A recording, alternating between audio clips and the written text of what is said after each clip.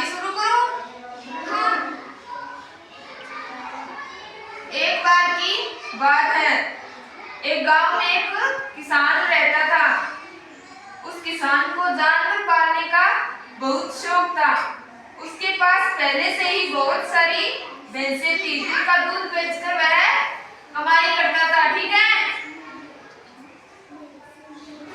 तो उस किसान ने एक खरगोश और बंदर को भी पाल लिया। अब काफी दिन गुजरने के बाद उस किसान ने खरगोश और बंदर के साथ खेलने का सोचा।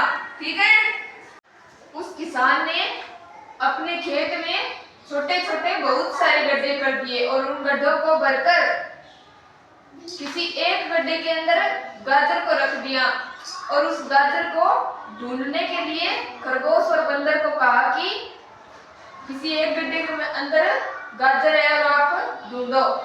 तो खरगोश पूरी मेहनत से गाजर ढूंढने लगता है और बंदर जो क्या था, आलसी था, उसने यह सोचकर गाजर नहीं ढूंढी कि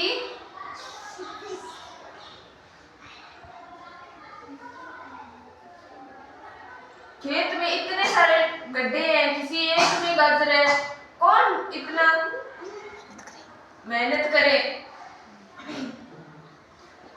यह सोचकर बंदर किसी एक गड्ढे के ऊपर सो गया और उधर खरगोश पूरी मेहनत से गाजर को ढूंढ रहा था। उसने सभी गड्ढे देख लिए, किसी में भी गाजर नहीं मिली। ठीक है, और एक गड्ढा बचा था जिस पर कौन सोया हुआ था? बंदर सोया हुआ था।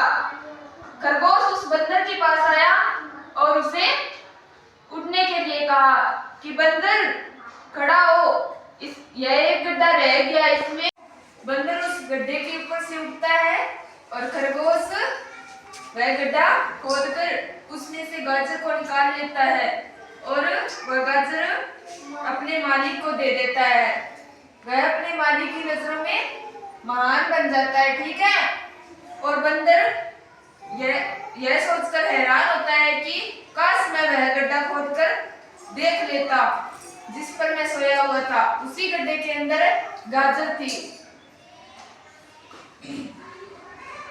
यही सोचकर वह पछताता है। ठीक है, इस कहानी से हमें क्या सीख मिलती है कि हमें कोशिश करनी चाहिए।